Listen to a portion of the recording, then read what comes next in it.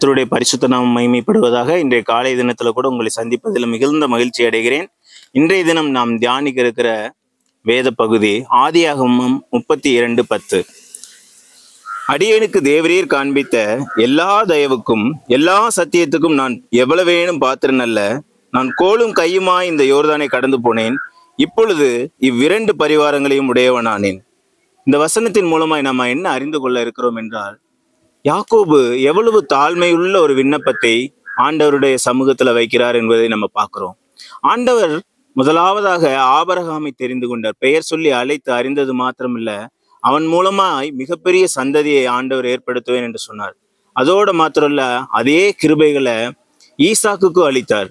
ஈசாக்கோட அந்த கிருபை முடியவில்லை, யாக்கோபுக்கும் அளித்திருக்கிறார். எப்படி இந்த கிருபை இவ்வளவு காலம் தொடர்ந்து நடந்து கொண்டு இருக்கிறது என்று நம்ம பார்க்கும் பொழுது, அவர்கள் ஒவ்வொருவரும் ஒரு மிகுந்த மனத்தாழ்மை உள்ளவர்களாய், மிகவும் பரிந்து பேசுகிறவர்களாய், தங்களுடைய இருதயங்கள்ல ஆண்டவரை எப்பொழுதும் கனம் பண்ணுகிறவர்களாய், அவருடைய நாமத்தை உயர்த்துகிறவர்களா இருந்திருக்கிறாங்க. நீங்க இங்க பாருங்க, எவ்வளோ வசதியாய் செல்வ சீமானாய் வாழ்ந்த ஆபிரகாமோட பிள்ளைதான் யாரு, பேரந்தான் யாரு, இந்த யாக்கோபு. ஈசாக்குக்கும் வசதிக்கு எந்த குறைச்சலும் இல்லை, அவ்வளவு நூறத்தனையான பலன் பெற்றான் என்று வசனம் சொல்லுகிறது. ஆனாலும் வெறும் கோலும் கையுமாய் யாக்கோபு கடந்து போயிருக்கான். அப்படி வெறும் கோலும் கையுமாய் கடந்து போன அந்த யாக்கோபு மிகுந்த கஷ்டங்களை பாடுகளை அனுபவிச்சிருந்தாலும் எல்லாவற்றிலும் தேவனை உயர்த்துகிறவனா இருந்தபடியால், தேவனை அப்படியே மகிமைப்படுத்துகிறபடியா இருந்தபடியால் அவனை எப்படி மாத்திருக்கிறாரோ ஆண்டவர், இரு பரிவாரங்கள், மிகவும் பெரிய திரளான ஆடு மந்தைகள், மாட்டு மந்தைகள், கழுதைகள், அப்புறம் பாத்தீங்கன்னா ஒட்டகங்களுடைய சேனைகளோட மிகவும் பெரிய ஊழியக்காரர்களோட படையோட வருகிறான். அவ்வளவு ஒரு பெரிய ஆசீர்வாதத்தை சுதந்திரித்து கொண்டான் என்று பார்க்கிறோம். இன்றைய தினத்துல கூட நம்முடைய வாழ்க்கையில் அநேக குறைவுகள் இருக்கலாம், அநேக பிரச்சனைகள் இருக்கலாம், போராட்டங்கள் இருக்கலாம். ஆனா நம்ம இந்த சூழ்நிலைகள்ல ஆண்டவரை உயர்த்துகிறவர்களா இருக்கிறோமா என்று நம்ம என்ன பண்ண வேண்டும், ஆராய்ந்து பார்க்க வேண்டும். அப்படி நம்ம ஆராய்ந்து பார்த்து அவருடைய நாமத்தை உயர்த்தும் பொழுது, இவரை போல நம்மளும் தாழ்த்தி ஜெபிக்கும் பொழுது ஆண்டவர் நிச்சயமா என்ன பண்ணுவார், யாக்கோபுக்கு தந்த அதே ஆசீர்வாதங்களை உங்களுக்கு நிச்சயமாய் தந்து உங்களை ஆசீர்வதிப்பார், உங்களையும் வழி நடத்துவார். உங்களையும் ஒரு அடையாளமாக, ஒரு தேசத்தின் அடையாளமாக, உங்க குடும்பத்திற்கு ஒரு அடையாளமாக உங்களையும் மாற்றுவார் ஆண்டவர் என்பதில் எந்தவித சந்தேகமும் இல்லை.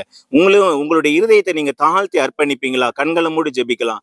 அன்பின் நல்ல ஆண்டவரை உம்மை துதிக்கிறோம், ஸ்தோத்தரிக்கிறோம் சுவாமி. ஏசப்பா, எங்கள் இருதயத்துல காணப்பட்ட மேட்டிமைகள், பெருமைகள், அப்பா தகப்பனே, அகம்பாவங்கள் மூலமாய் அப்பா தகப்பனே அநேக பிரச்சனைகள், போராட்டங்கள்லையும் அப்பா ஆசீர்வாத குறைச்சல்களினாலும் அப்பா தகப்பனே அநேக ஆசீர்வாதங்களை இழந்து போயிட்டோம் சுவாமி. இப்பொழுது கூட சுவாமி ஏசப்பா தகப்பனே அப்பா, ஒரு விஷயம் எங்கள் குற்றங்களை மன்னிங்க, குறைவுகளை மன்னிங்க அப்பா. எங்களை தரை மட்டும் தாழ்த்தி அர்ப்பணிக்கிறோம் சுவாமி. ஏசப்பா, நீர் காண்பிக்கிற அப்பா தயவுக்கும் இரக்கத்திற்கும் கிருபைக்கும் நாங்கள் எந்த விதத்தில் பாத்திரவான்கள் அல்ல என்பதை அப்பா நாங்கள் நினைவு கூறுகிறோம். உங்களுடைய பிரசன்னம் எங்களை வழிநடத்த வேண்டுமா ஜெபிக்கிறோம்ப்பா தகப்பனே. எப்படி யாக்கோபை ஆசீர்வதித்து அப்பா இரு பரிவாரங்களோடு அப்பா தகப்பனே வெறுங்கையுமாய் கடந்து போன மனிதனை இரு பரிவாரங்களோடு திரும்பி வர உதவி செய்கிறோம். அதே போல அப்பா தகப்பனே அப்பா, எங்களுடைய ஆரம்பம் அற்பமா இருந்தாலும் முடிவு சம்பூரணமாகும்படி எங்களை ஆசீர்வதித்து உயர்த்துங்க.